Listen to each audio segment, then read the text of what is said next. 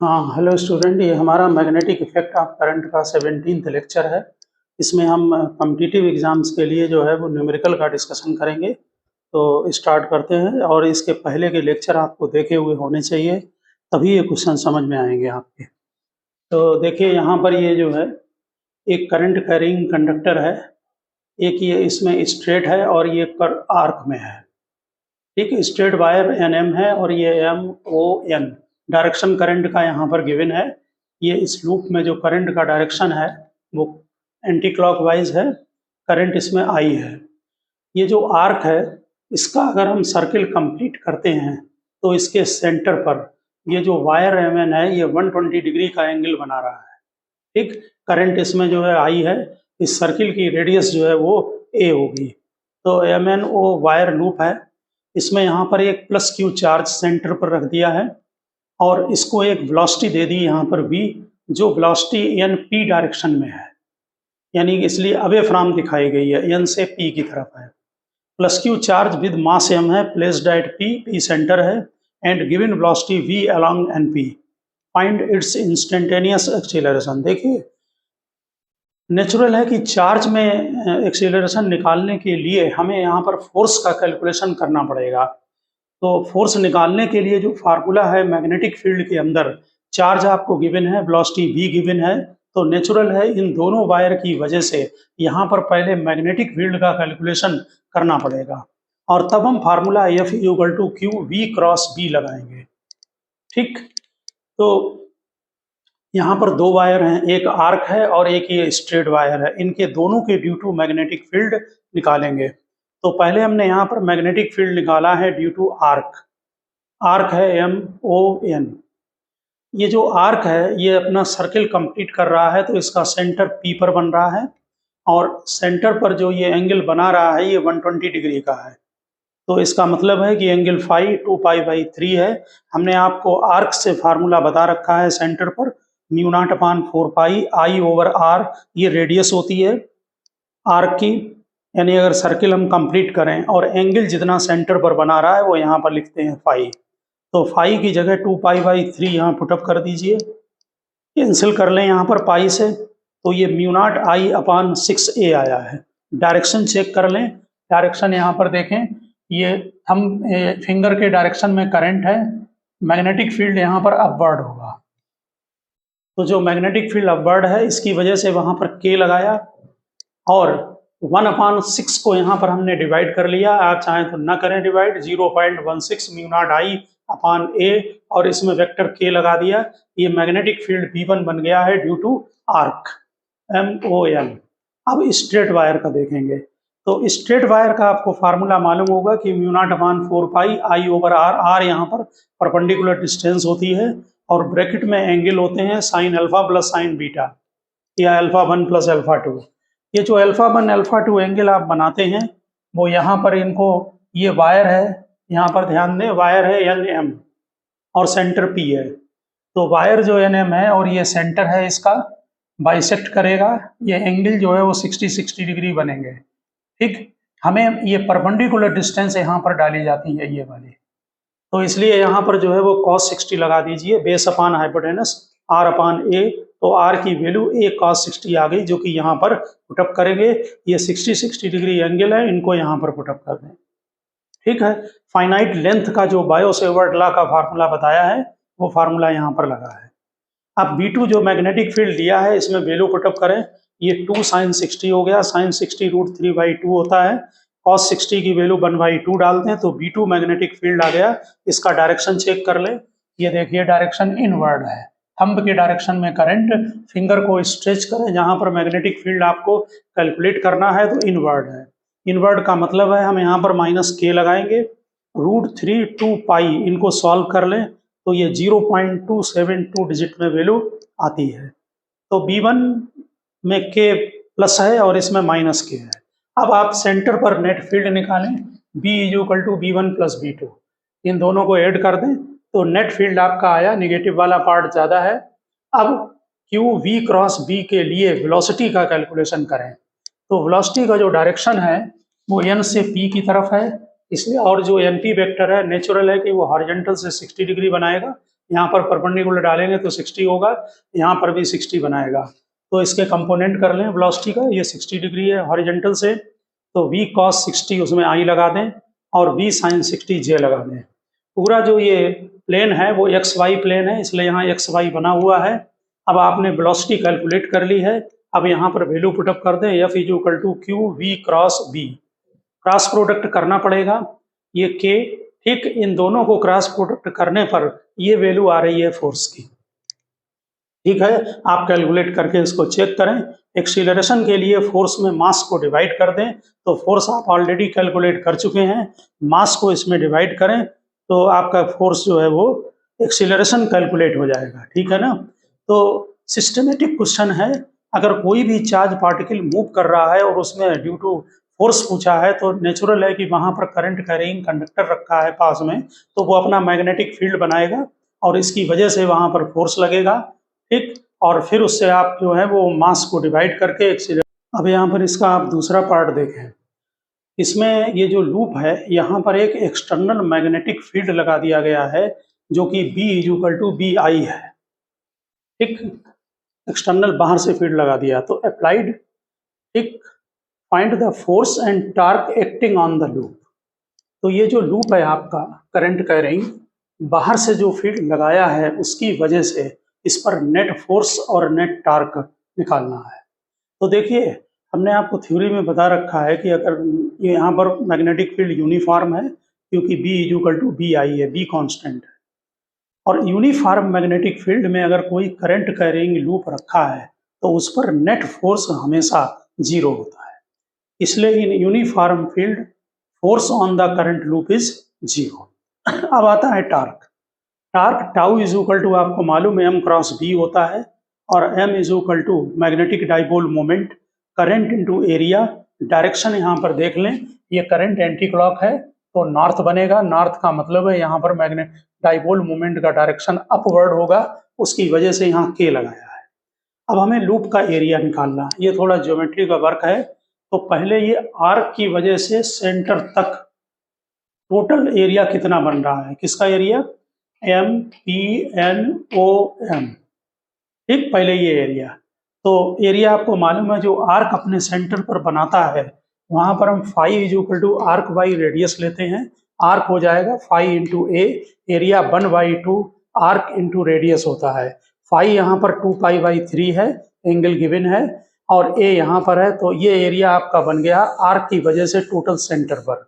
अब जो आपकी स्ट्रेट लाइन है ये वाली, ये इसकी वजह से ये वाला एरिया इसमें माइनस करना पड़ेगा, तब अंदर का एरिया है। तो ये जो एरिया निकाला ये हमने यहाँ पर अलग से ये डायग्राम बना दिया है, आप डायरेक्ट कर पाए तो डायरेक्ट कर लें, नहीं तो यहाँ से परपेंडिकुलर डाल दें। ये दो ट्रायंगल बन रहे हैं। ठीक, इसकी जो ट्रायंगल एक बनेगा राइट एंगल ट्रायंगल, इसका जो ये हाइट और बेस, इसके लिए ये वाली डिस्टेंस हमने, ये दोनों इक्वल होंगी, आर से एन तक जो डिस्टेंस है यहाँ आर लिख लिया है, इससे परपेंडिकुलर डालकर ये a sin 60 होगी और बेस a cos 60 होगा। तो दो हैं, 2 into 1/2 base a cos 60, height a sin 60। ठीक, वैल्यू पुटअप कर दें, ये एरिया आ गया है, हमने इस वैल्यू को वहां डायरेक्ट पुटअप कर दिया, √3a²/4 उसको माइनस कर दिया है। आप समझ गए होंगे, आर्क के ड्यू टू सेंटर पर जो टोटल एरिया बन रहा है उसमें से ये वाला एरिया माइनस कर दो तो अंदर का एरिया आ जाएगा। तो ये एरिया आपका जो है इसमें माइनस कर लें, पाई की 3.14 वैल्यू डालकर ये 0.61 a² आ रहा है। अब एरिया आपको मिल गया है, तो यहाँ पर वैल्यू पुटअप कर दें। करंट एरिया में ये डायरेक्शन डाइपोल मोमेंट का दे ही दिया है k, और b की वैल्यू पुटअप कर दें BI, तो k क्रॉस i j होता है। तो ये टॉर्क का आपका एक्सप्रेशन आ गया कि जो हम एक्सटर्नल फील्ड लगाएंगे उसमें ये कितना टॉर्क क्रिएट होगा। तो इसमें एक एरिया का निकालना, आप इसको ठीक से सीख लें। और दूसरा, इसके पहले जो हमने इसमें फोर्स को ध्यान रखें कि F is equal to q v cross B formula लगता है अगर मैग्नेटिक फील्ड दिया है और करंट करे चार्ज अगर मोशन में है तो उसमें फोर्स का फार्मूला। हाँ, अब हम यहाँ पर सेकंड क्वेश्चन डिस्कस करेंगे। देखिए, इस क्वेश्चन में ये डायरेक्शन दिए हुए हैं, ये x है, ये y है और ये z है। नेचुरल है कि z perpendicular to the plane होगा। इसमें O से C तक L लेंथ का एक करंट कैरिंग कंडक्टर रखा है जिसमें करंट का डायरेक्शन दिया हुआ है प्लस एक्स को। ठीक, यहाँ पर दो इनफाइनाइट करंट, ये सेगमेंट है वायर का, दो इनफाइनाइट करंट कैरिंग कंडक्टर रखे हुए हैं। एक रखा हुआ है ये वाई में प्लस ए पर, करंट का डायरेक्शन इसमें इनवर्ड है, क्रॉस लगा हुआ है, और एक रखा हुआ है माइनस वाई की डायरेक्शन में, ये माइनस ए पर रखा है, सेंटर से यहाँ तक डिस्टेंस। ठीक, इसमें भी क्रॉस है, करंट का डायरेक्शन इनवर्ड है, ये इनफाइनाइट करंट कैरिंग कंडक्टर है, इसमें भी करंट आई है और इन दोनों में भी करंट आई ली गई है। हमें यहाँ पर फोर्स का कैलकुलेशन करना है सेगमेंट ओसी पर। ठीक, इन दोनों वायर के ड्यू टू हम यहाँ पर मैग्नेटिक फील्ड निकालेंगे और फिर उससे फोर्स निकालेंगे। तो देखिए यहाँ पर जो ये दो जो वायर हैं, इनसे जो मैग्नेटिक फील्ड बनेगा यहाँ पर, वो मैग्नेटिक फील्ड जो है वो कांस्टेंट नहीं होगा, वेरिएबल होगा। तो ये लेंथ टोटल एल है। पहले यहाँ इस डायग्राम को समझने की कोशिश करें। ये करंट कैरिंग वायर ऊपर वाला है बी पॉइंट पर, ये नीचे ए पॉइंट पर है, और ये ओ से सी तक का एक वायर लिया जिसकी टोटल लेंथ एल है। करंट इसमें आई है प्लस एक्स डायरेक्शन को। अब एक्स डिस्टेंस पर पहले कोई पी पॉइंट लिया, हम इस पॉइंट पर मैग्नेटिक फील्ड निकालेंगे कितना है, और डी एक्स लेंथ पर पहले फोर्स निकाल कर और तब इंटीग्रेट करेंगे, क्योंकि फोर्स वेरिएबल है। तो जरा ध्यान दें, इसमें एक में देखें, ये राइट हैंड से ध्यान होगा आपको कि थंब के डायरेक्शन में करंट होती है, तो करंट इनवर्ड है, और फिंगर को फैलाइए ऐसे, जिस पॉइंट पर आपको मैग्नेटिक फील्ड निकालना है ठीक इसके 90 डिग्री पर इधर फील्ड होगा। यानी ये B2 का डायरेक्शन, ये जो B2 मैग्नेटिक फील्ड बनाया गया है, ये ड्यू टू करंट B पर है, इसके ऐसे। ठीक, यहाँ पर पहले थीटा चेक करें, ये एंगल थीटा है, ये भी थीटा है, इन दोनों को मिला दीजिए, ये डिस्टेंस x है, ये a है, तो ये लेंथ हो गई √a² प्लस x², ये भी लेंथ यही होगी। देखिए ये लाइन हॉरिजेंटल है, और इससे ये हमने y डायरेक्शन बनाया है यहाँ पर इसके पैरेलल, क्योंकि कंपोनेंट करने पड़ेंगे। तो ये हॉरिजेंटल है, ये वर्टिकल लाइन है, और ये रेड कलर से जो लाइन बनाई है ये वाली, ये इससे हम ड्यू टू मैग्नेटिक फील्ड निकाल रहे हैं, B2 से 90 पर है। तो इनके बीच में एंगल अगर थीटा है तो यहाँ पर भी थीटा होगा, क्योंकि दो लाइन के बीच में जो एंगल होता है वो उनके 90 डिग्री के लाइन पर भी वही होता है। तो B2 के दो कंपोनेंट करें, इस तरफ नीचे होगा B2 cos थीटा, इधर होगा B2 sin थीटा।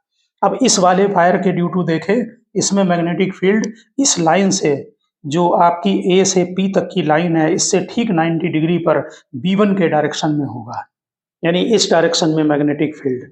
अब यहाँ पर भी थीटा होगा, ये थीटा है, ये भी थीटा लेंगे, दोनों इक्वल होंगे, और ये आपकी लाइन हॉरिजेंटल है, ये वर्टिकल है, और ये लाइन 90 पर है, इसलिए ये भी थीटा होगा। इसके भी दो कंपोनेंट हुए, एक B1 sin थीटा, दूसरा B1 cos थीटा। ये जो B1 sin थीटा है, B1 और B2 के मैग्नीट्यूड इक्वल है, क्योंकि करंट के डायरेक्शन सेम है, इनकी लेंथ सेम है, इसलिए ये हॉरिजेंटल कंपोनेंट कैंसिल हो जाएंगे, और केवल जो माइनस वाई के डायरेक्शन में दोनों कंपोनेंट हैं वो ऐड हो जाएंगे, ऊपर प्लस वाई नीचे माइनस वाई, प्लेन पर है।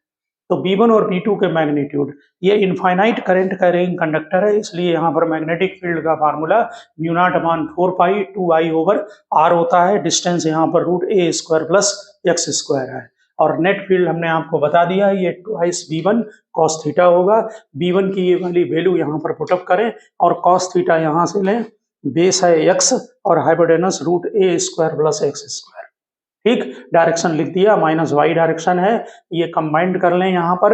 अब हम फोर्स पहले निकालेंगे dx लेंथ पर, तो dF = I dx cross b, I L cross b होता है, स्मॉल लेंथ के लिए वेरिएबल है। तो यहाँ पर जो dx और b है, इनके बीच में एंगल 90 है, उसको चेक करें।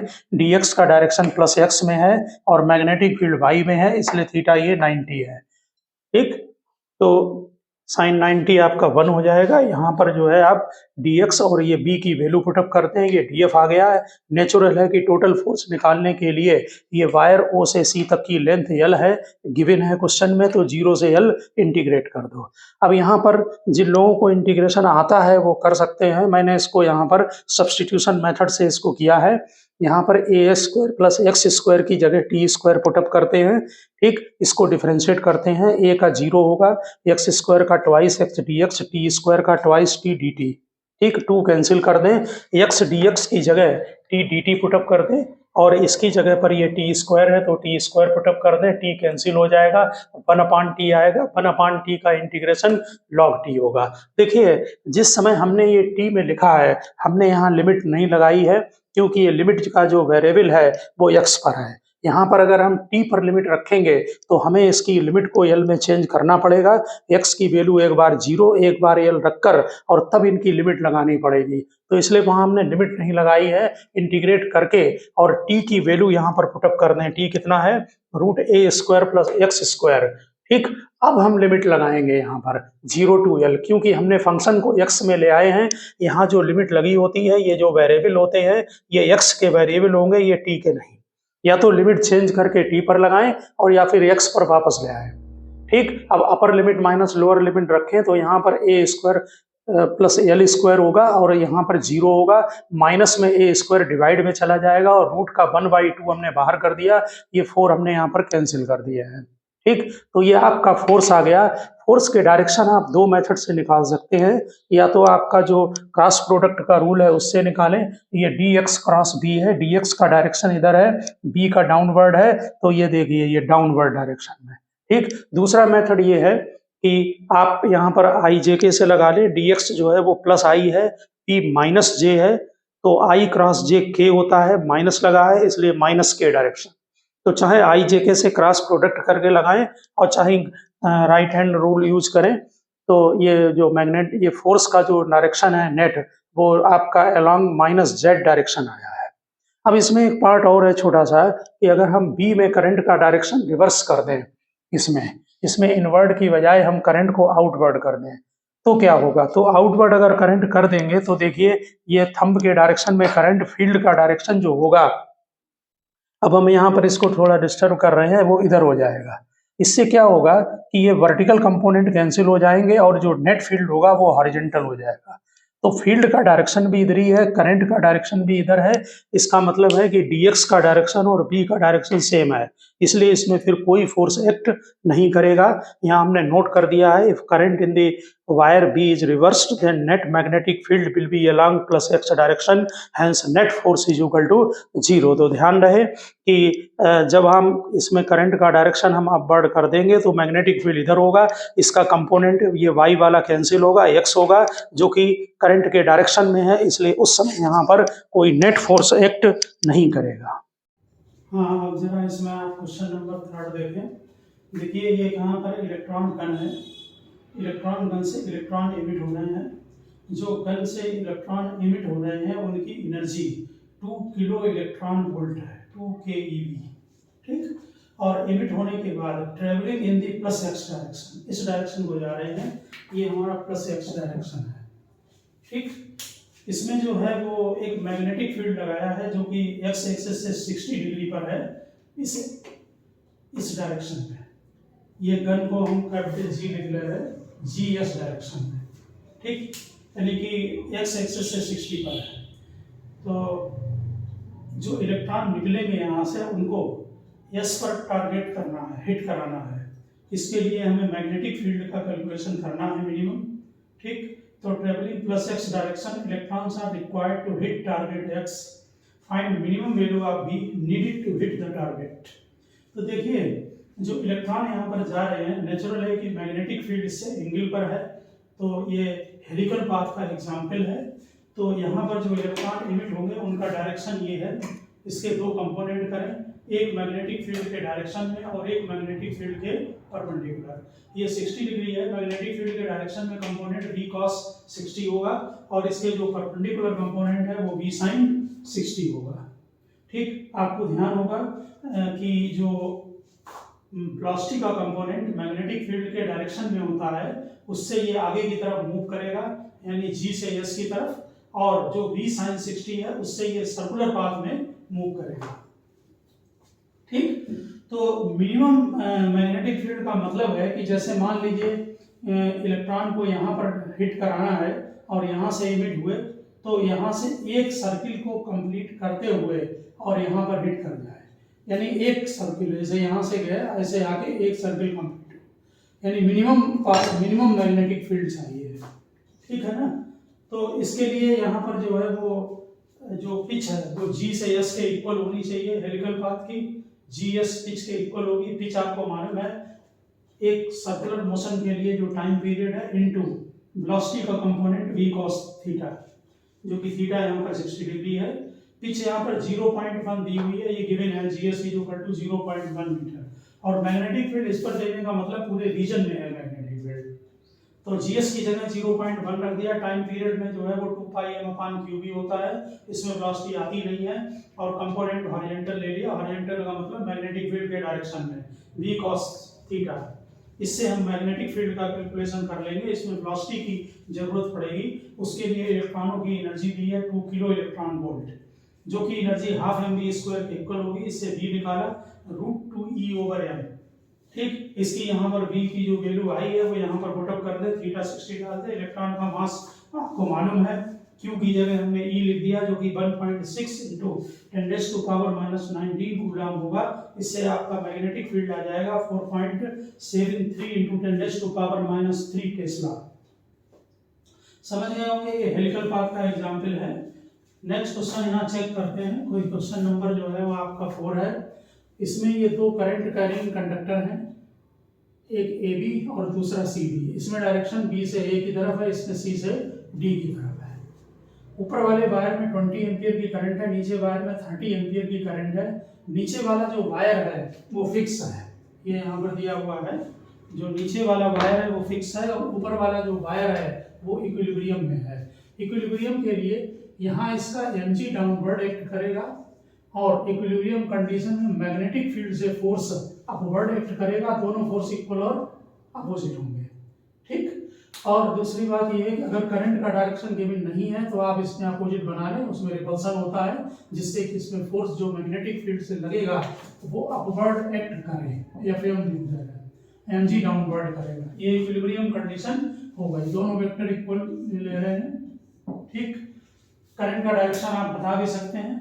इसमें जो AB है वो इक्विलिब्रियम में है। इसमें शो करना है कि अगर AB को हम स्लाइटली डिप्रेस्ड कर दें तो वो SHM करेगा, और उसके टाइम पीरियड का फार्मूला।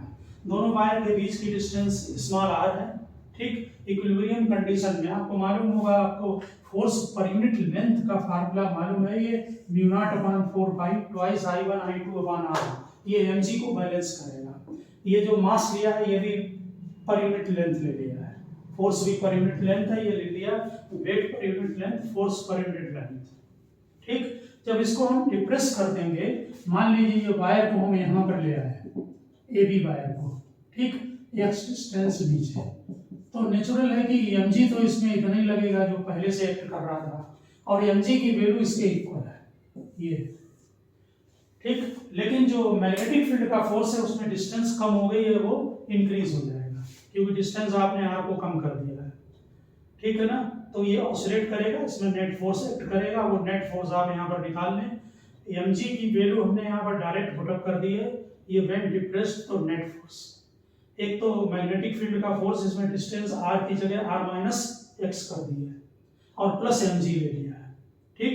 तो mg की वैल्यू हमने यहाँ पर डायरेक्ट पुटअप कर दी, ध्यान रखना, ये μ0/4 पाई 2I1I2/r, ठीक। इसको यहाँ पर जो है वो एलसीएम ले लीजिए, और एलसीएम लेने के बाद इसमें x r कर दें, क्योंकि स्मॉल डिस्प्लेसमेंट के लिए होता है, माइनस लाना पड़ेगा, फार्मूले में आपको मालूम है SHM में। यहाँ फोर्स प्रोपोर्शनल टू -x हो गया, इसलिए SHM करेगा। अब यहाँ पर ध्यान दें, इसको शॉर्ट करने के लिए ये जो वैल्यू दी हुई है ये mg के यहाँ पर इक्वल है, इसमें r को अलग कर दें, तो r को यहाँ पर अलग कर दिया, बाकी ये वैल्यू mg के इक्वल है तो उसकी जगह mg पुटअप कर दें, ध्यान रखें, ठीक। जिससे कि आपको लगाना बहुत आसान हो जाएगा, करंट की वैल्यू इसमें पुटअप नहीं करनी पड़ेगी। तो यहाँ पर जो है वो mg को डायरेक्ट डाल दें यहाँ पर। अब यहाँ पर ध्यान दें, ये फोर्स है, force is equal to ma होता है, मास यहाँ पर कैंसिल कर दें तो एक्सीलरेशन आ गया, और SHM में एक्सीलरेशन -ω² के इक्वल होता है। इससे ओमेगा निकाल लें, √g/r, बहुत सिंपल फार्मूला बन गया, ω 2π/t, P equal to 2 pi root R over G। ठीक, इससे यहाँ पर जो है वो T equal to 2 pi root R over G हो गया। R की वैल्यू गिवन है यहाँ पर ये 0.1 मीटर। ठीक है, तो वहां पर पुटअप कर दें और G की वैल्यू 9.8, तो ये सीधे आपका 0.2 सेकेंड आ जाएगा। यहाँ पर ये R जो है नोट कर लेना, ये R is equal to 0.1 metre given है। यहाँ पर जो इक्विलिब्रियम कंडीशन होती है टाइम पीरियड निकालने में, उसका हम जरूर यूज करते हैं। उससे ये मिलता है कि ये शॉर्ट हो गया, I1 I2 और इनकी सबकी वैल्यू यहाँ पर पुटअप नहीं करनी पड़ेगी। तो एसएचएम में भी आपने बहुत सारे क्वेश्चन लगाए हैं, उसी बेसिस पर ये भी है। हाँ, आप नेक्स्ट क्वेश्चन नंबर 5 चेक करें। देखिए इसमें ये एक्स वाई प्लेन है, जो बोर्ड का प्लेन है। इसमें ये गिवन है, ये एक्स एक्सिस है, ये वाई एक्सिस है और perpendicular to the plane Z axis होगा ऐसे। यहाँ पर ये 3 इनफाइनाइट करंट कैरिंग कंडक्टर रखे हैं। एक कंडक्टर तो वाई एक्सिस के ऊपर है और दूसरा कंडक्टर, तीनों पैरेलल हैं आपस में। ये x इक्वल टू डी पर रखा हुआ है और ये x equal to minus D पर रखा हुआ है। यहाँ दोनों के बीच की डिस्टेंस d है। ठीक, ए बी सी ये कंडक्टर होगा, तीनों में करंट सेम है, ग्रेविटी फ्री स्पेस में है। तो पहले तो लोकस मान निकालना है कि जहाँ पर मैग्नेटिक फील्ड 0 होगा, locus of the points for which magnetic field is 0। तो देखिए मैग्नेटिक फील्ड इधर 0 नहीं हो सकता है और ना इधर, क्योंकि अगर आप तीनों वायर में करंट अपवर्ड है, अगर तीनों वायर से यहाँ मैग्नेटिक फील्ड निकालेंगे तो डाउनवर्ड आएगा और अगर इस तरफ निकालेंगे तो अपवर्ड आएगा, तीनों की वजह से। इसलिए जो मैग्नेटिक फील्ड 0 होगा वो या तो A और B के बीच में होगा या B और C के बीच में। तो यहाँ पर मैग्नेटिक फील्ड 0 हमने यहाँ से x डिस्टेंस पर ले लिया P पॉइंट पर। तो P पॉइंट पर हम तीनों वायर की वजह से मैग्नेटिक फील्ड निकाल कर और उसको 0 कर देंगे। तो मैग्नेटिक फील्ड जो है यहाँ पर दिया हुआ है, ये मैग्नेटिक फील्ड 0। तो मैग्नेटिक फील्ड का फार्मूला आपको मालूम है, इनफाइनाइट करंट कैरिंग कंडक्टर का μ0/4 पाई 2I ओवर R। तो μ0/4 पाई 2I कॉमन ले लिया है हमने, पॉइंट यहाँ लिया है। तो ये वायर अपवर्ड है, इसकी वजह से डाउनवर्ड, इसके भी ड्यू टू डाउनवर्ड भी है और ड्यू टू सी अपवर्ड। तो इसलिए जो डाउनवर्ड है उनको पॉजिटिव ले लिया है और अपवर्ड वाले को नेगेटिव ले लिया है। यहाँ से यहाँ तक की डिस्टेंस d प्लस एक्स होगी, यहाँ से डिस्टेंस x होगी और यहाँ से जो डिस्टेंस है वो d माइनस एक्स होगी। इसको 0 कर दीजिए तो d equal two plus minus d/√3 आ जाएगा, x इक्वल टू। तो यहाँ पर इतने डिस्टेंस पर इधर और इधर मैग्नेटिक फील्ड 0 होगा। इसके बाद इसमें ये सेकेंड पार्ट है कि जो सेंट्रल वायर है आपका, ये बीच वाला, इसको थोड़ा z एक्सिस पर ऊपर लेना है यहाँ पर। ठीक, और इसके बाद नेचुरल है, इसमें इसमें और इसमें अट्रैक्शन होगा क्योंकि तीनों में करंट डायरेक्शन सेम है।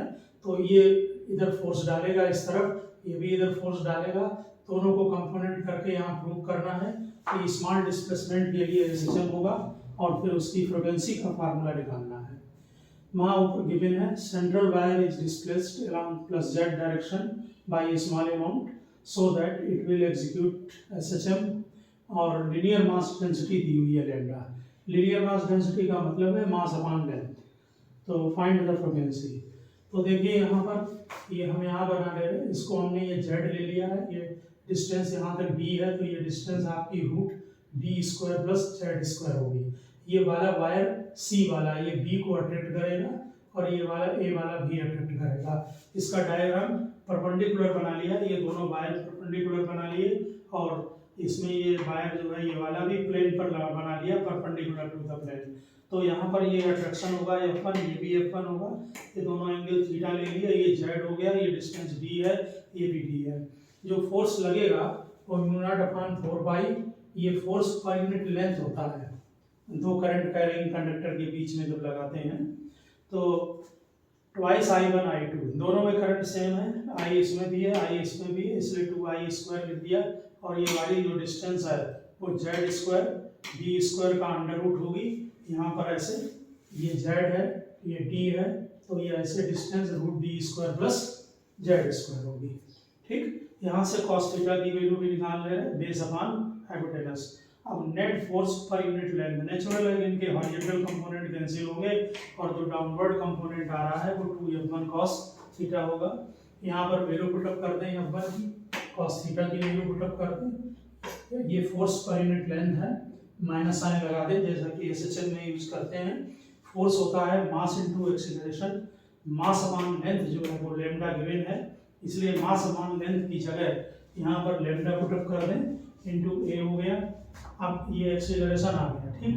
अब नेचुरल है कि स्मॉल डिस्प्लेसमेंट के लिए कैलकुलेशन करते हैं, इसलिए d ग्रेटर देन z, इसके लिए ये एक्सीलरेशन जो है आपका प्रोपोर्शनल टू z हो गया माइनस, यानी कि ऐसे हम करेगा ये वैल्यू ओमेगा स्क्वायर के इक्वल होगी। ओमेगा निकालने कंपेयर करके ओमेगा 2 पाई न्यू होगा, न्यू हमने यहाँ फ्रिक्वेंसी ली है, ठीक। तो फ्रिक्वेंसी न्यू जो है वो 1/2 पाई, यहाँ से ये वैल्यू रिपीट कर दी, आई स्क्वायर को बाहर कॉमन लेके आई ले लें, डी स्क्वायर को बाहर डी, तो ये ऑसिलेशन की फ्रिक्वेंसी आ जाएगी। अगर टाइम पीरियड पूछें तो फिर इसका रिवर्स करते हैं। तो सिंपल क्वेश्चन है, ठीक है ना। हाँ, नेक्स्ट क्वेश्चन आप देखें यहाँ पर, एक यहाँ पर स्क्वायर वायर फ्रेम है PQRS, उसमें करंट I0 है, करंट एंटी क्लॉकवाइज है, XY प्लेन पर है, इस वायर फ्रेम का सेंटर ओरिजिन पर है। यहाँ पूरे स्पेस में एक मैग्नेटिक फील्ड B गिवन है जो कि x एक्सिस के साथ 45 डिग्री के एंगल पर है, ठीक। ये PQRS रिजिड वायर फ्रेम है और इसकी ईच साइड लेंथ L है, मास M है। इसमें पहले निकालना है कि what is the torque about centre के about torque acting on the wire by magnetic field, कितना टॉर्क यहाँ पर क्रिएट होगा। तो देखिए पहले आप मैग्नेटिक फील्ड के कंपोनेंट करें B, ये आपका B cos 45 I लगाए और B sin 45 J, ये मैग्नेटिक फील्ड आ गया है। अब हमें इसका पहले torque tau m cross B होता है, m यहाँ पर मैग्नेटिक डाइपोल मोमेंट है जो कि करंट इनटू एरिया होता है। करंट इसमें I0 है, एरिया इसका L स्क्वायर होगा क्योंकि इसकी साइड L है। डायरेक्शन एंटी क्लॉकवाइज होने की वजह से ये K होगा अपवर्ड, क्योंकि ऊपर को नॉर्थ बनेगा। अब आप torque tau is equal to m cross B कर दें, डाइपोल मोमेंट आपने निकाल लिया है, B ये आ गया, इसका क्रॉस प्रोडक्ट करें तो ये आपका जो है वो I0 L square B upon 2 J minus I आ जाएगा। इसको ध्यान से देखें, अगर यहाँ पर इसका मैग्नीट्यूड निकालेंगे तो √2 इसमें मल्टीप्लाई होगा, ये कैंसिल हो जाएगा, तो magnitude I0 L square B होगा। और इसका जो डायरेक्शन है उसमें J पॉजिटिव है, I नेगेटिव है, इसका मतलब ये जो डायरेक्शन है ये आपका सेकंड क्वाड्रेंट की तरफ जब हमें होगा, ये आपका Y है, ये X है, तो इधर को I नेगेटिव होगा और J पॉजिटिव होगा। इसका मतलब जो डायरेक्शन है वो QS के अलांग होगा, 45 डिग्री पर होगा और Q2S होगा। तो डायरेक्शन यहाँ हमने दे दिया है टॉर्क का, direction of torque along QS from Q2S, और ये मैग्नीट्यूड होगा। इसके बाद यहाँ कैलकुलेशन करना है कि what is the angle rotate in small time interval delta T. इस टॉर्क की वजह से इसमें जो है वो डेल्टा टी टाइम में स्मॉल इंटरवल में कितना रोटेशन होगा। स्मॉल रोटेशन है, डेल्टा टी टाइम स्मॉल है और टाइम इतना स्मॉल है कि इसमें कोई टॉर्क में चेंज नहीं हो रहा है। मोमेंट ऑफ इनर्शिया यहाँ पर perpendicular to the plane system का गिवन है 4ml²/3, ठीक। अब यहाँ पर पहले आप मोमेंट ऑफ इनर्शिया देखें। मोमेंट ऑफ इनर्शिया हमें QS के अलोंग निकालना होगा। परपेंडिकुलर एक्सिस थ्योरम आपको मालूम, Ix + Iy = Iz। यहाँ ध्यान दें, आपने अगर रोटेशन में ध्यान होगा, ये अगर ये x और ये y है, ये Iz है, तो यहाँ पर ये दोनों 90 पर हैं, लेकिन अगर हम ये x और ये y ले लें तो तब भी जो है वो Iz के इक्वल होगा।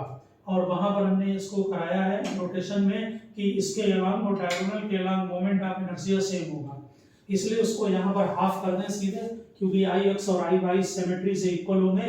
ध्यान रहे यहाँ पर ये x और ये y हम ले सकते हैं 90 डिग्री पर।